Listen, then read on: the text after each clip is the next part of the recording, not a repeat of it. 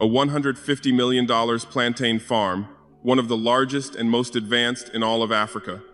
This farm is not just about agriculture. Burkina Faso is flipping the harvest, and it's not with gold or oil, but plantains. You heard that right. In a bold move worth $150 million, the country is going bananas, literally planting the seeds of an agricultural revolution that's catching the world off guard. What used to be seen as just a humble fruit is now turning into a national cash crop, fueling jobs, exports, and food security all at once. Citizens of Burkina Faso and brothers and sisters across Africa today, we make a statement not with words, but with action. In the heart of our nation, we have built what many thought impossible, a $150 million plantain farm, one of the largest and most advanced in all of Africa. This farm is not just about agriculture. It is about sovereignty. It is about breaking free from dependency and taking control of our food, our economy, and our future. We are proving to the world that Burkina Faso can feed its people, create wealth from its soil, and lead by example in the African agricultural revolution. This project is already creating thousands of jobs for our youth, empowering rural communities, and inspiring innovation in local food processing and export. With each plantain harvested, we are not just growing crops, we are growing confidence, dignity, and self-reliance. Let the world be stunned. Let them witness what happens when African hands are trusted to shape African destiny. We do not need to wait for foreign investors to tell us what is possible. We are showing the world that we too can dream big, act boldly, and rise proudly. This is only the beginning. Our land is rich, our people are strong, and our vision is clear.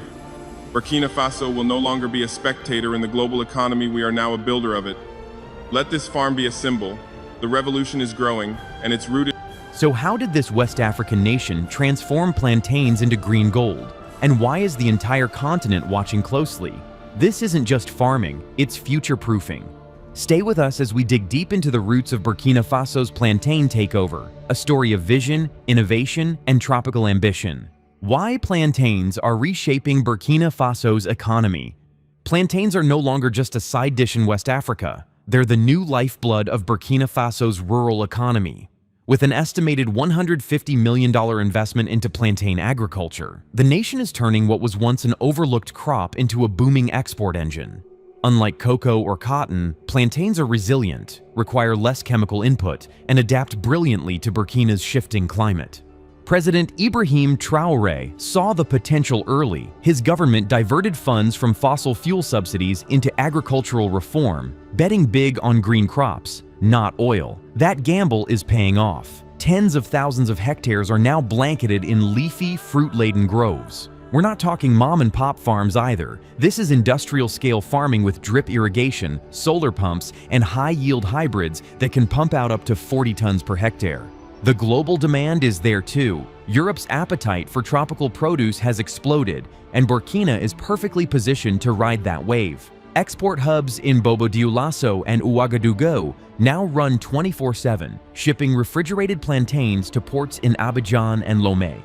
Traoré is not just growing crops, he's growing influence. While the West underestimates Africa, Burkina Faso is writing a different story, one of sovereignty, food security, and economic uplift. The plantain isn't just a fruit anymore, it's a flag, a symbol of what can happen when vision meets soil. And make no mistake, this isn't aid-funded charity, it's pure business. Africa's time isn't coming. In Burkina Faso, it's already here, empowering the real backbone of agriculture. In Burkina Faso's plantain revolution, the unsung heroes aren't wearing suits, they're wearing headscarves and boots. Women are leading this $150 million transformation from the soil up. Under Traoré's leadership, a new wave of land access reform is giving women what they've long been denied, the right to own and cultivate farmland without bureaucracy or male intermediaries. The result? More than 35% of plantain cooperatives are now female-led. That's not just social progress, it's smart economics.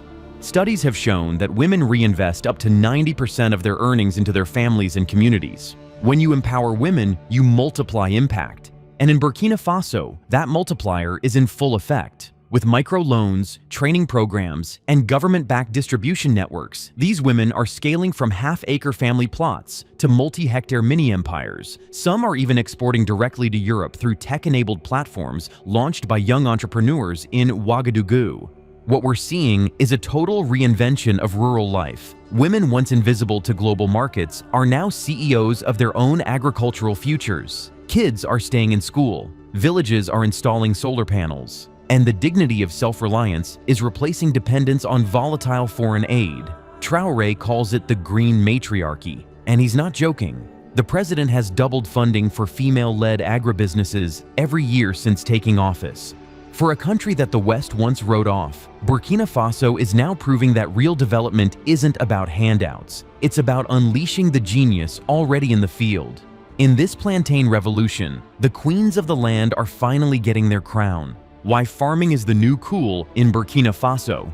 Forget the tired stereotype of aging farmers. In Burkina Faso's plantain boom, the average farmer is 29. And they're not just farmers, they're agripreneurs. President Traoré's administration saw early on that agriculture had a branding problem with youth. So they flipped the narrative. With catchy social media campaigns, startup competitions, and training programs, they made farming fashionable again. And the results are wild. Drone pilots now map out irrigation grids. College graduates are developing AI apps that detect pests in real time.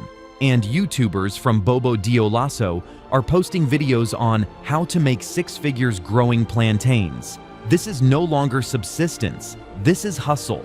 Youth are leasing land through state programs that offer zero-interest loans and 5-year tax breaks. Some are even getting internships in Ghana and Nigeria to bring back best practices. What's more, the plantain value chain is long. It's not just about planting. There's peeling, drying, chipping, packaging, branding, exporting, each stage a business in itself. And the youth are owning every link. They've opened processing plants that turn surplus into flour, baby food, and energy snacks. What used to rot in the field now hits supermarket shelves in Dakar and Paris. This isn't the old world of hand tools and backbreaking labor. It's solar panels, e-commerce, and soil analytics. Traoré's vision is bold. Make farming a high-tech, high-profit space that pulls the youth in, not pushes them out. And guess what? It's working. In a country where opportunities once meant leaving, the smartest move now is to dig in. Rewriting Burkina Faso's trade story. Not too long ago, Burkina Faso imported nearly 40% of its staple fruits. That dependency cost the country millions and left it vulnerable to foreign supply chains. Today, the tables have turned. Thanks to the massive scale-up of plantain farming, Burkina Faso is no longer just feeding itself, it's feeding the region. Under Traoré's pro-agriculture policies, the country now exports processed and fresh plantains to Côte d'Ivoire, Mali, Senegal, and even up to the Middle East. The transformation is both economic and symbolic. For decades, the country's trade imbalance made it a perpetual beggar in global markets. Now, with refrigerated transport lines and government-subsidized cargo routes, it's a regional powerhouse.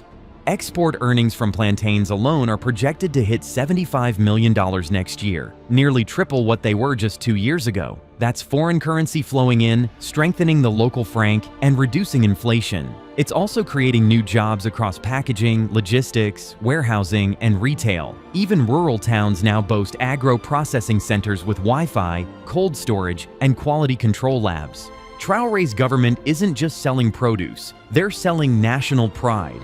Every box of Burkinabe plantains that lands in a Paris supermarket carries a story of independence, innovation, and grit. While the West bickers over trade tariffs, Burkina Faso is quietly rewriting its trade narrative on its own terms. The message is clear: Africa doesn't need hand-me-downs, it needs markets. And right now, the hottest commodity in that market isn't oil or gold, it's plantains. How Traoré's team is beating the heat. Burkina Faso isn't waiting for international climate summits to act. Traoré's administration has embraced climate-smart agriculture like it's a national emergency, because it is. With rainfall patterns shifting and desertification creeping south, conventional farming just won't cut it. That's why plantains are a game changer. They're hardy, adaptable, and thrive with less water. But it's not just the crop, it's the method. Across the country, farmers are using precision agriculture to monitor soil health and optimize water use. Drip irrigation kits, often powered by solar panels, have replaced flood irrigation. That means more food per drop. And with rising temperatures, the government has funded massive tree planting around plantain groves, creating mini ecosystems that trap moisture and cool the ground. It's not just good farming, it's survival strategy. Burkina Faso's Ministry of Agriculture now offers mobile alerts to farmers warning them of heat waves, pests, and storms. Every cooperative is connected to this data web, making decision-making faster and smarter. Crop insurance programs backed by blockchain ensure that even in drought, farmers aren't devastated. Traoré's commitment to sustainability is more than a policy, it's a philosophy. His administration has made it clear, development must not come at the environment's expense. With plantains at the center, Burkina is modeling how a Sahelian country can grow food, create jobs, and heal the planet simultaneously. The irony? While climate change was supposed to be a death sentence for this region, it's now become the reason for innovation. In the harshest conditions, Burkina Faso is planting a future. Plantains fueling a manufacturing push. Burkina Faso's plantain boom isn't stopping at the farm gate, it's powering a nationwide industrial awakening. Under President Traoré's directive, new agro-industrial zones have popped up across the country, with entire districts dedicated to processing, packaging, and value-adding plantain products.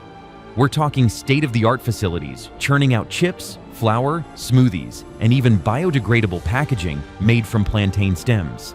It's vertical integration at its finest, and it's transforming local economies. Jobs are being created by the thousands, not just for farmers, but for machine operators, lab technicians, designers, and marketers. These zones are plugged into regional road networks and have their own solar microgrids. Investors from East Africa, Brazil, and even South Korea are lining up to tap in. Traoré's vision is clear: no more exporting raw goods just to buy them back at double the price. Burkina is now keeping the value and the profits at home. Schools are even adjusting their curricula to match this agro-industrial wave. Polytechnics now offer degrees in food science, agricultural logistics, and export compliance. High school kids go on field trips not to museums, but to processing plants. And guess what? They're inspired. There's a pride that comes with seeing "Made in Burkina Faso" on a supermarket shelf. For a country that's been too long seen as just a recipient, this is a rebirth. Plantains are the engine, and industry is the destination. This isn't just agriculture, it's economic architecture, and Burkina Faso is building fast, smart, and proud. Burkina Faso sets the standard. In a region often plagued by instability and economic shortfalls, Burkina Faso is charting a bold new path, and neighbors are paying attention. The $150 million plantain revolution is fast becoming a model for other Sahel countries. Delegations from Mali, Niger, Togo, and even Chad have visited Burkina's agro-zones to see firsthand how the system works. What they're seeing is nothing short of revolutionary. Under Traoré's direction, agriculture isn't just about food, it's about national strategy. It ties into security, employment, climate resilience, and trade diplomacy. That holistic approach is winning admiration across Africa. Traoré's team has already signed joint ventures with Ivory Coast and Ghana to co-develop plantain storage technologies and regional transport corridors. This isn't just Pan-African talk, it's action. Burkina Faso has even proposed an agri-alliance for the Sahel, pushing for shared R&D, seed banks, and pest control systems. It's the kind of leadership the region desperately needs, and it's coming from a country the world once dismissed. Traoré understands something many leaders miss. Real sovereignty begins in the soil. If you can feed yourself, you can free yourself. That message is catching fire. While global powers debate over aid and influence, Burkina Faso is doing what powerful nations do, setting standards and exporting ideas. The plantain might be humble, but in the right hands, it becomes a symbol of ambition. Burkina Faso isn't following anymore, it's leading. Traoré's strategic masterstroke. While the West was busy speculating about coups and instability, Ibrahim Traoré was quietly rewriting the future of Burkina Faso, one plantain at a time. $150 million into an agricultural bet that most analysts laughed off? Now it looks like a masterstroke. This isn't just about food, it's about flipping the power dynamic.